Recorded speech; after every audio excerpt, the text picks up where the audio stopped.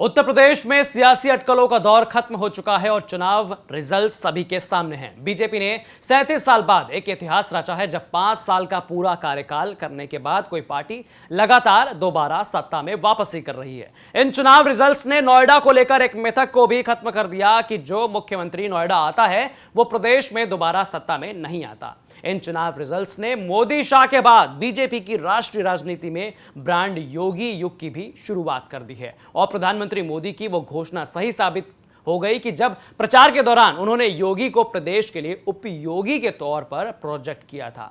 चलिए बीजेपी की इस जीत की 10 बड़ी वजह जो है फटाफट उस पर नजर दौड़ा लेते हैं। नमस्ते, मेरा नाम है गौरव कुमार पांडे और आप देख रहे हैं यूपी तक। सबसे पहले बात करेंगे मोदी योगी ब्रांड का मैजिक कायम है कैसे। जब बीजेपी 2017 के चुनाव मैदान में उतरी थी तब प्रदेश के किसी नेता का चेहरा बतौर मुख्यमंत्री लोगों के सामने नहीं था। प्रधानमंत्री नरेंद्र मोदी इकलौते नेता थे जिनके चेहरे को सामने रखकर पार्टी ने चुनाव लड़ने का फैसला किया था। अमित शाह तब पार्टी के अध्यक्ष थे, लिहाजा रणनीति बनाने और जमीन पर उसे उतारने की कमान उन्होंने स्वयं संभाल रखी थी। अब 5 साल के बाद बतौर मुख्यमंत्री योगी आदित्यनाथ स्वयं एक ब्रांड के रूप में उभर कर सामने आ चुके हैं। इस योगी ब्रांड या बुलडोजर बाबा का असर चुनावी रैलियों में साफ तौर पर महसूस किया जा रहा था। योगी ने बार बार अपनी रैलियों के जरिए अपनी बुलडोजर बाबा वाली छवि को भुनाना नहीं छोड़ा और खुले तौर पर कहा कि फिलहाल बुलडोजर रिपेयर होने गया है और 10 मार्च के बाद से वो फिर से सड़कों पर दिखना शुरू हो जाएगा। इंडिया टुडे एक्सेस माई इंडिया के सर्वे में भी ये दिखा कि प्रदेश के 45% लोग योगी के दोबारा मुख्यमंत्री बनाए जाने के पक्ष में थे, जो एक बड़ा आंकड़ा था। अब बात करते हैं दूसरी, शाह की रणनीति असरदार। 2017 में जब विधानसभा चुनाव हो रहे थे तब अमित शाह पार्टी के अध्यक्ष थे। रणनीति की पूरी कमान अमित शाह के पास थी और 2017 में जो परिणाम आए उसके बाद से अमित शाह को भारतीय राजनीति का चाणक्य भी कहा गया। हालांकि बाद में कई राज्यों के परिणाम पार्टी के अपेक्षा के अनुरूप नहीं रहे। इस बार पार्टी अध्यक्ष जेपी नड्डा हैं, लेकिन कमांड कंट्रोल जो है वो अमित शाह के ही हाथ में थी। किसान आंदोलन को लेकर पश्चिमी उत्तर प्रदेश में जाटों की नाराजगी का जब मसला सामने आया तब शाह ही सामने आए और जाट नेताओं की बड़ी बैठक अपने दिल्ली आवास पर बुलाकर नाराजगी खत्म करने की कोशिश की और जो उनके मुद्दे थे उन्हें चुनाव बाद सुलझाने का आश्वासन भी दिया ताकि उनका गुस्सा शांत किया जा सके। इतना ही नहीं, एनडीए से जुड़ी पार्टियों अपना दल सोनेलाल और निषाद पार्टी के साथ सीटों का बंटवारा और तालमेल संबंधित तमाम बैठकें भी शाह के घर पर हुई ताकि गठबंधन बेहतर तालमेल के साथ मैदान में उतरे। तीसरी बात, बीजेपी की सोशल इंजीनियरिंग कामयाब हुई। इंडिया टुडे एक्सेस माई इंडिया सर्वे के डेटा से पता चलता है कि कैसे बीजेपी अपनी सोशल इंजीनियरिंग में कामयाब रही।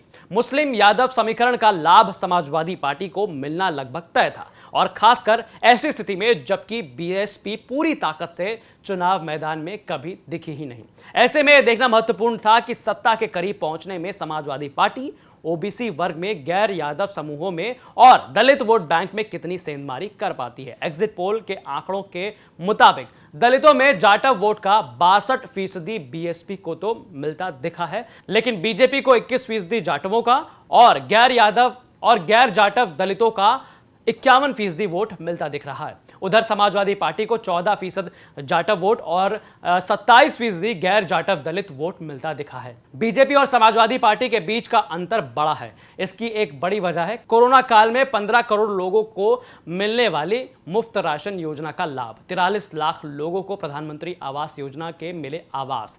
सौभाग्य योजना के तहत 1.5 करोड़ लोगों को मुफ्त बिजली या इसी तरह मुफ्त शौचालय।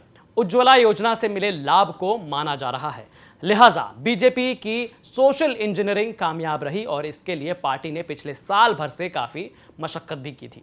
चौथी बड़ी बात, शुरू से यह दिख रहा था कि यादव और मुस्लिम वोट पर समाजवादी पार्टी की पकड़ मजबूत रहने वाली है।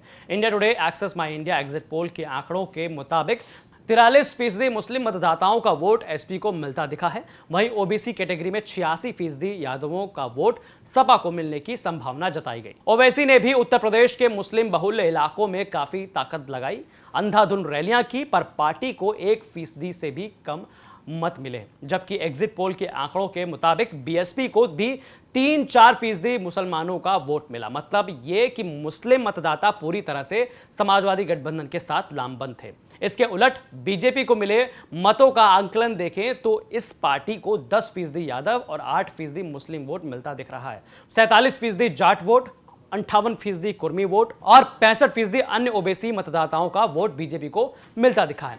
अन्य ओबीसी समुदाय में कुर्मी, मौर्य, सैनी, राजभर, लोधी समाज के वोट से भी बीजेपी को काफी फायदा मिला। पांचवी बड़ी बात, सवर्ण मतदाताओं में बीजेपी का दबदबा बरकरार।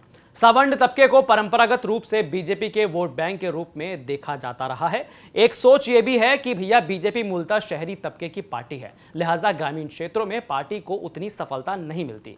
इस बार यह सोच भी फेल नजर आ रही है। ब्राह्मण तबका शायद बीजेपी से नाराज है। एग्जिट पोल के आंकड़े कुछ और कह रहे हैं। आंकड़ों के मुताबिक शहरी के साथ साथ ग्रामीण मतदाताओं का रुझान भी बीजेपी की तरफ दिखा। साथ ही ब्राह्मण समेत तमाम सवर्ण तबके पर बीजेपी की पकड़ बनी हुई है। इंडिया टुडे एक्सेस माई इंडिया के एग्जिट पोल के आंकड़ों के मुताबिक शहरी क्षेत्र में बीजेपी को जहां 45% वोट मिलता दिखा है, वहीं ग्रामीण इलाकों में पार्टी को 49% वोट मिलने की संभावना सामने आई। कुछ लोगों को इन आंकड़ों से हैरानी हो सकती है, लेकिन यहां भी उन्हीं सामाजिक योजनाओं का लाभ पार्टी को मिलता दिखा है। दूसरी तरफ एसपी को शहरी क्षेत्र में 36% और ग्रामीण क्षेत्रों में 35% वोट जो है मिलने की संभावना सामने आई है। अगर श्रावण मतदाताओं की बात करें तो 70% ब्राह्मणों, 71% राजपूतों और 71% अन्य श्रावणों का मत बीजेपी को मिलता दिखा है, जबकि एसपी को 17% ब्राह्मण, 15% राजपूत और 10% जो है अन्य श्रावण का वोट मिलता दिखा है। छठवीं बड़ी बात, महिलाओं के रुख से बीजेपी को लाभ। इंडिया टुडे एक्सेस माई इंडिया के एग्जिट पोल के आंकड़ों के मुताबिक 44% पुरुषों ने जहां बीजेपी को वोट दिया है, वहीं 48% महिलाओं का वोट बीजेपी को मिलता दिखा।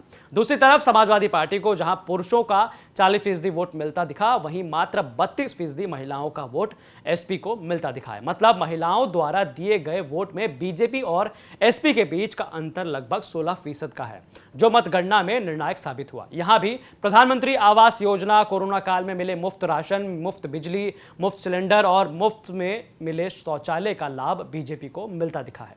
सातवीं बड़ी बात, नए वोटर वर्ग में कड़ा मुकाबला, लेकिन अन्य वर्ग में बीजेपी को बढ़त।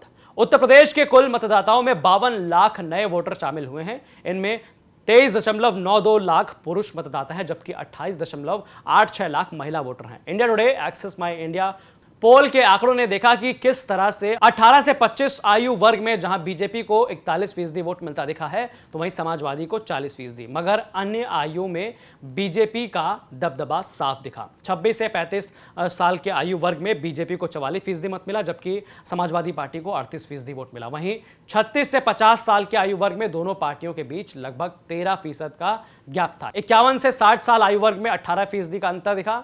61 साल के ऊपर आयु वर्ग में दोनों पार्टियों के बीच 24% का अंतर स्पष्ट दिख रहा है। तो यह साफ है कि बीजेपी का फ्री लैपटॉप और 2 करोड़ स्मार्टफोन देने का संकल्प युवाओं को लुभाने में सफल रहा। हालांकि फ्री लैपटॉप रुकी पड़ी भर्तियों को शुरू करने का वादा एसपी ने भी कर रखा था। आठवीं बड़ी बात, सुशासन का नारा सफल। बीजेपी ने इस चुनाव में कानून व्यवस्था, माफियाओं के खिलाफ कार्रवाई, अपराधियों के खिलाफ एनकाउंटर और महिला सुरक्षा को सबसे प्रमुख मुद्दों के तौर पर पेश किया था। साथ ही पार्टी ने विकास के नाम पर एक्सप्रेसवे, डिफेंस कॉरिडोर, राज्य का बढ़ता बजट और प्रदेश में बढ़ रहे निवेश का खाका लोगों को सामने खींचा और यह भी बताने की कोशिश की कि इन निवेश की वजह से रोजगार के अवसर बढ़ने वाले हैं। साथ ही रैलियों में बीजेपी ने जताने में कोई कसर नहीं छोड़ी कि किस तरह पूर्ववर्ती एसपी सरकार में कानून व्यवस्था ताक पर रखी गई थी, माफियाओं का राज चलता था और घोटालों का बोलबाला था। एग्जिट पोल के आंकड़े देखें तो स्पष्ट दिखता है कि किस तरह से लगभग 27% लोगों ने विकास के नाम पर बीजेपी को वोट देने की बात कही, बेहतर कानून व्यवस्था के नाम पर 10% और फ्री राशन और अन्य योजनाओं के नाम पर 11% लोगों ने बीजेपी को वोट देना पसंद किया। अब जानते हैं 9वीं बड़ी बात, बीएसपी के कमजोर होने से बीजेपी को फायदा। कहने को मायावती ने अपने प्रत्याशियों के पक्ष में कुल 20 रैलियां की, लेकिन अगर इसकी तुलना योगी आदित्यनाथ और अखिलेश यादव से की जाए तो यह स्पष्ट दिख रहा था कि पार्टी पूरी ताकत से मैदान में नहीं थी। हालांकि बसपा ने अपने पुराने समीकरण यानी दलित, मुस्लिम, ब्राह्मण को उभारने की काफी कोशिश की। चुनावी घोषणाओं से पहले सतीश चंद्र मिश्रा ने कई ब्राह्मण सम्मेलन भी कराए, लेकिन पार्टी को इसका ज्यादा लाभ नहीं दिखा। मौजूदा चुनाव रिजल्ट्स में बीएसपी का डबल डिजिट भी पार न कर पाना प्रदेश में पार्टी के अस्तित्व पर ही सवालिया निशान खड़ा करता है। बीएसपी के कमजोर होने का फायदा बीजेपी को मिलता दिख रहा है। 10वीं बड़ी बात, प्रियंका का दांव विफल। कांग्रेस द्वारा महिलाओं को लुभाने के मकसद से काफी घोषणाएं हुई।